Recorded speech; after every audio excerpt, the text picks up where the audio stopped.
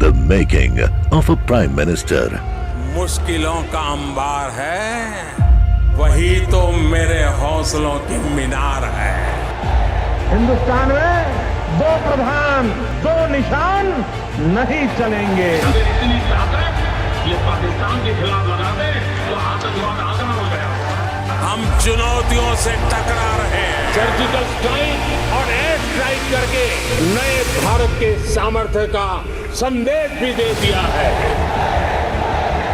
तुम उठो, तिरंगा लहरा दो। जननायक नरेंद्र मोदी के 20 वर्ष पुराने भाषणों पर आधारित एक बेहद लोकप्रिय कार्यक्रम क्या कहते हैं Narendra Modi.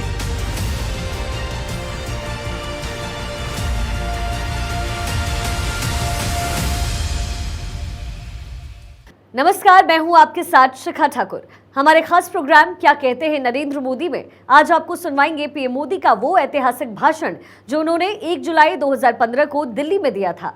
Digital India week के उद्घाटन में मोदी जी ने कहा कि करोड़ों देशवासी अपने जिन सपनों को संजो रहे हैं, आने वाले समय में वो सपने साकार होकर रहेंगे। मैं श्रीमान रविशंकर प्रसाद और उनकी पूरी टीम को हृदय से बहुत बहुत अभिनंदन करता हूं, बधाई देता हूं। तो उन्होंने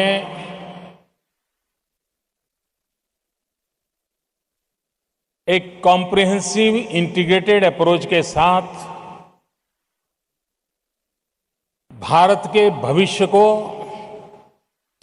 बदलने का एक खाका खींचा है और जिस बारीकी से सारी योजना की रचना की है, मुझे विश्वास है कि करोड़ों देशवासी जिन सपनों को संजो रहे हैं वे सपने साकार होके रहेंगे।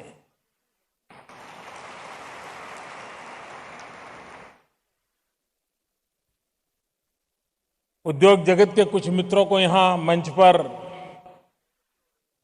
डिजिटल इंडिया के संदर्भ में वे क्या सोचते हैं, वे क्या कर सकते हैं, ये विचार हमें सुनने को मिले। हमारे रविशंकर जी हिसाब लगा रहे थे बैठे बैठे कि वो क्या बोल रहे हैं और उन्होंने मुझे बताया कि करीब करीब 4.5 लाख करोड़ रुपए का इन्वेस्टमेंट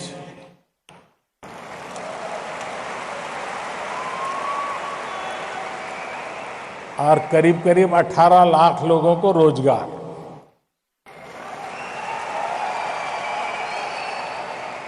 अब ये तो जो ऊपर बैठे हैं उन्होंने बताया, नीचे बहुत बड़ी मात्रा में बैठे हैं, उनका भी सुनना बाकी है, क्योंकि यहां बहुत बड़ी मात्रा में इस क्षेत्र में पहले से ही काम करने वाले उद्योग जगत के मित्र बैठे हैं।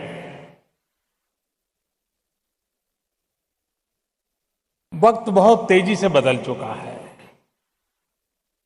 पहले हम लोग कभी किसी परिवार में जाते थे, छोटे बच्चे से बात करते थे तो बच्चा क्या करता था, अगर आपके चश्मे हैं तो खींच के ले लेता था, या आपके जेब में इंडी पेन है तो उसको उठाता था।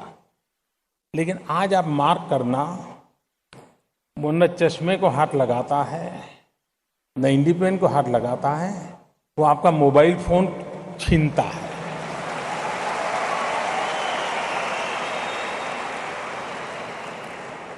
और मोबाइल फोन हाथ में आते ही ठीक से पकड़ता है, आप मार्क करना, और अपना शुरू कर देता है। और अगर जैसा चाहे वैसा ऑपरेशन नहीं होता है तो रोने लग जाता है। यानी वो बाकी कुछ समझे या न समझे, डिजिटल ताकत को समझता है।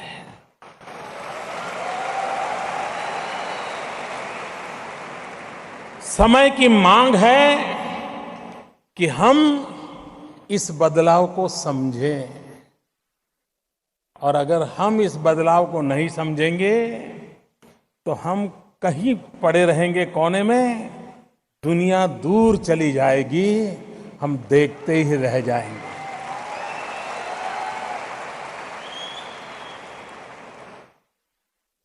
एक समय था कि सदियों पहले लोग बसते थे नदी के तट पर, गांव बसते थे, शहर बसते थे नदी के तट पर या समंदर के किनारे पर।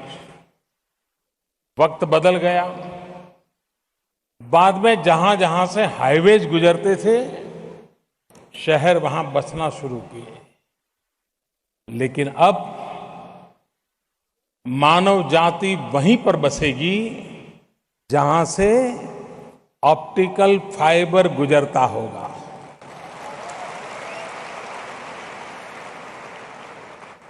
ये बहुत बड़ा बदलाव आया है और इसलिए अगर विश्व के अंदर 125 करोड़ का देश अपनी ताकत का अगर एहसास करवाना चाहता है, तो हम हजारों साल पुरानी महान संस्कृति है, हम 125 करोड़ देशवासी हैं, हम 65% 35 साल से कम उम्र के हैं। ये गीत गाने से बात बनने वाली नहीं है।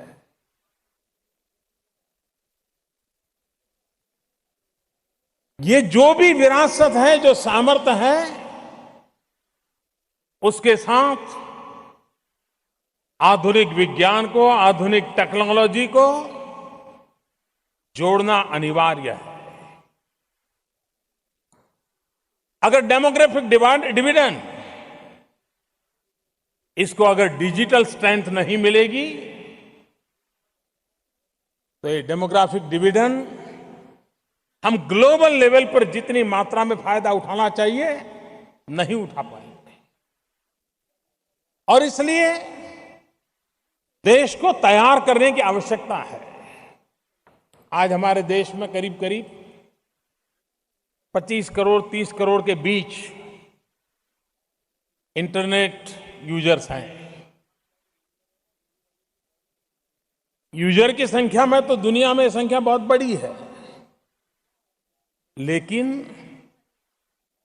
जो इससे वंचित है, वो संख्या भी दुनिया के हिसाब से बहुत बड़ी है। अब जिनकी अपनी पहुंच थी, जितनी अपनी ताकत थी, जो खुद कर सकता था, जिसको जरूरत थी, उन्होंने तो अपना कर लिया। लेकिन जो खुद नहीं कर सकता है, क्या उसको उसके नसीब पर छोड़ देना चाहिए क्या? देश का एक तबका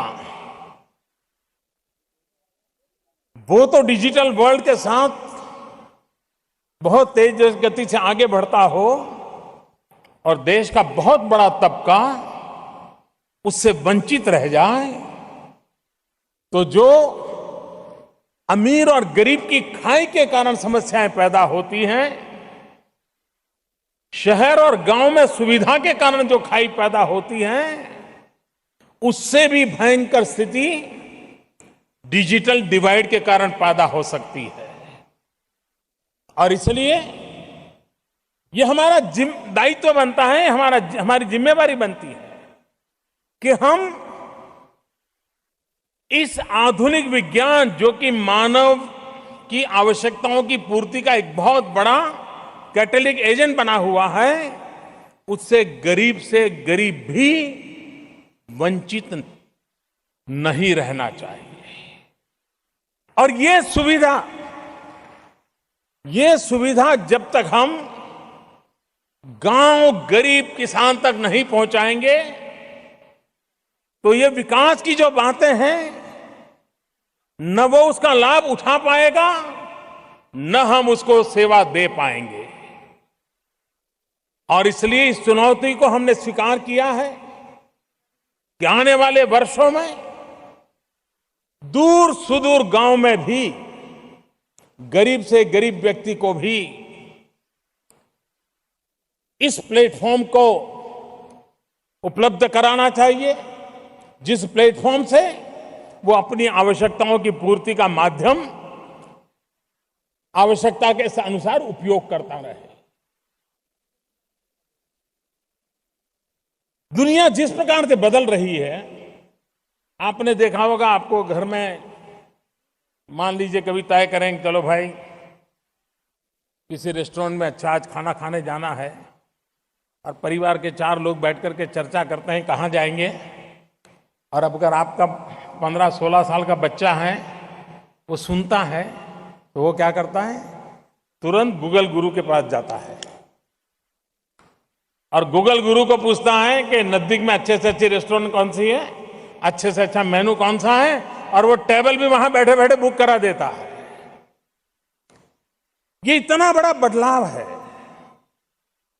उस बदलाव को समझते हुए हमने भी अपनी व्यवस्थाओं को विकसित करना चाहिए। मिनिमम गवर्नमेंट मैक्सिमम गवर्नेंस, इस सपने को साकार करने में टेक्नोलॉजी बहुत बड़ा रोल प्ले करती है। ई गवर्नेंस सामान्य मानवी की जो शासकीय सेवाओं के जो उसका हक है उसको प्राप्त करने के लिए उत्तम से उत्तम मार्ग है। और ई गवर्नेंस बहुत ही तेजी से एम गवर्नेंस में बदलने वाला है। M does not mean Modi governance, mobile governance. और इसलिए सारा कारोबार, सारी आवश्यकताएं, व्यवस्थाएं मोबाइल फोन के इर्द गिर्द, पूरी सरकार आपके मोबाइल फोन में मौजूद होने वाली है, वो दिन दूर नहीं है। लेकिन इसके लिए हमें अपने आप को सज्ज करना होगा, व्यवस्थाएं विकसित करनी होगी। E governance is a easy governance, it's economical governance.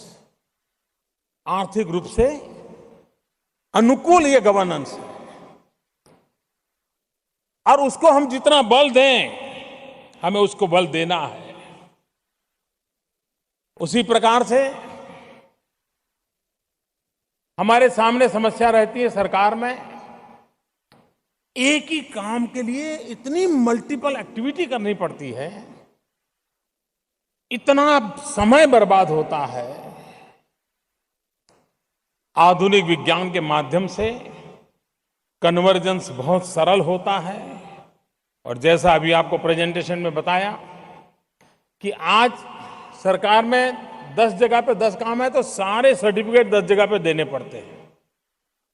अब वो सारी मुसीबत चली जाएगी, जब व्यवस्थाएं खड़ी हो जाएगी तो आपके एक डिजिटल नंबर से उसको सारी चीजें उपलब्ध हो जाएगी और कारोबार आगे चलता चला जाएगा। The making of a prime minister.